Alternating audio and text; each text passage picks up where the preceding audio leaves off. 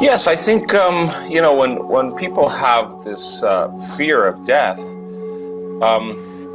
they just don't know what it looks like. And every religion that I've studied, and I don't spend a lot of time studying religion, but I have, through my own curious nature, looked at several religions throughout my life, and every religion talks about this concept of being eternal. Whether what religion it is, either you go to heaven, you go to hell, you go there for eternity. You're on the wheel of karma, you're on that wheel for eternity. You're in nirvana, it's eternity. So this concept that we are consciousness, that we're an awareness, and energy never is lost in the universe, I think that if we embrace the idea that we are eternal, and this is just a wink in eternity, then the question is, am I all in? Am I gonna go all in at this time in history? And this is a time in history, by the way, where we have all the practice that we have done in our own work,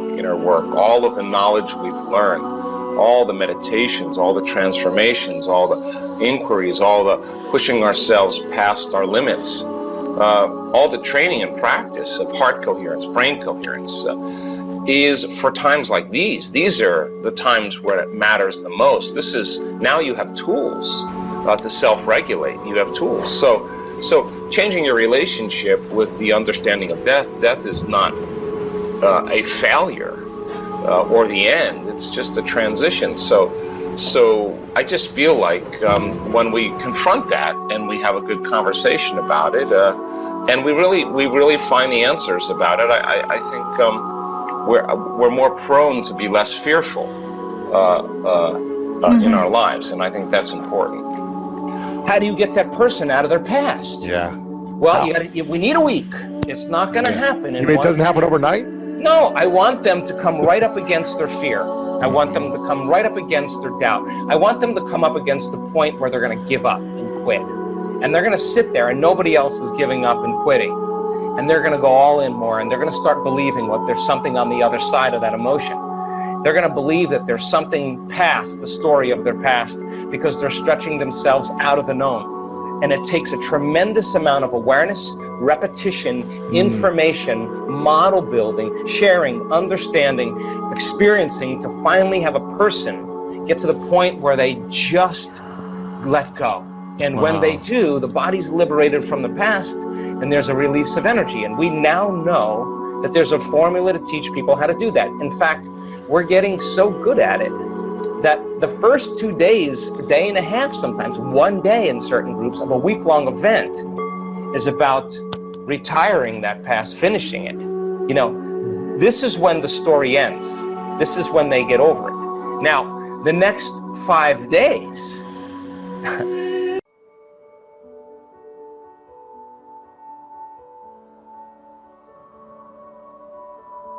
intention is, you may say, I want a healing. I want a new job. I want a new relationship. Now, the moment you ask the question, the what if question, what would it be like to be in love? What would it be like to have a new job? What would it be like to be in a new relationship, to do whatever, to be healed?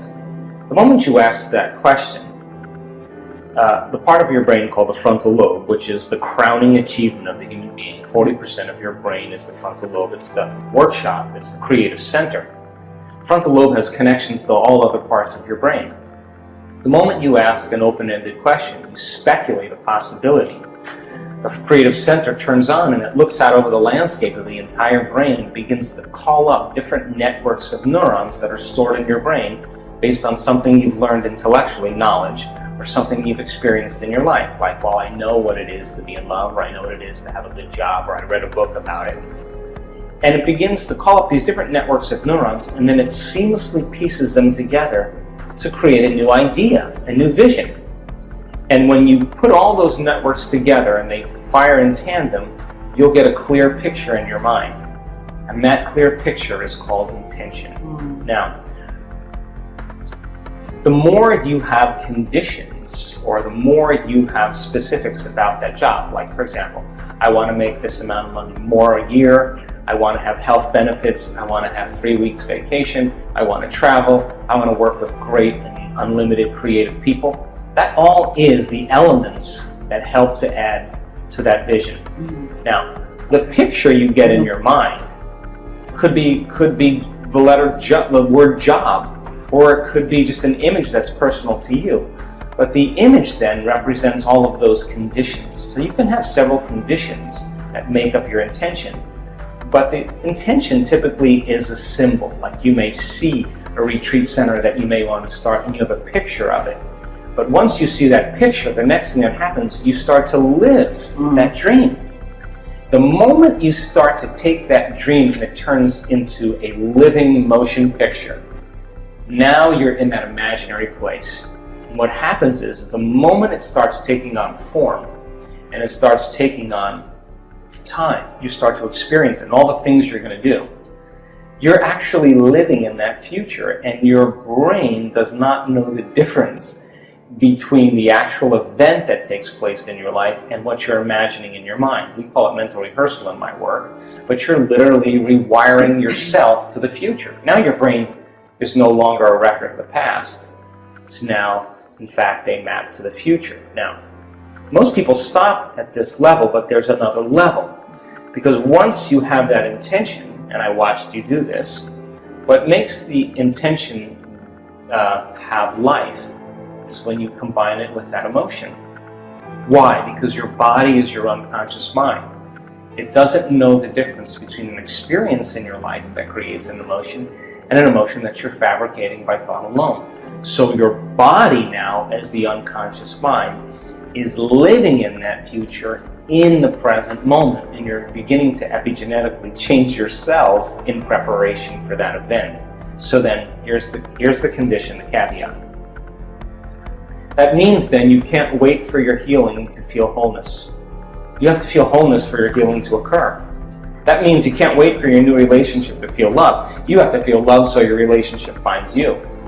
It means you can't wait to have your new job to feel empowered. You have to be empowered by the thought of your new job. So we're switching the model around because most people wait for something outside of them to change how they feel inside of them. And when they feel better inside of them, they get relief and they say, I like you, you helped me with that. That's cause and effect. That's the old model of reality. What we're talking about here in the quantum model is cause and effect, which means then you are going to have to change how you think and how you feel before the experience occurs in order for the event to find you. If your personality creates your personal reality, and your personality is made of how you think, how you act, and how you feel, the present personality who's listening to this show has created the present personal reality called their life. So if they wanted to create a new personal reality, a new life, they would have to start thinking about what they were thinking about and change it. Starting to become conscious of their unconscious habits and behaviors and modify them. Now here's the key. They have to look at the emotions that they've memorized that keep them anchored to the past and decide if those emotions belong in their future. So most people try to create a new personal reality as the same personality. It doesn't work. In other words, a wealthy person doesn't feel lack. You can't bring lack into your future. You know, a sick person doesn't feel desperation. They feel wholeness. And so then, by re-identifying with the future, and then instead of your past, present reality, is very, very easy conversation to have. But actually doing it requires a tremendous amount of awareness.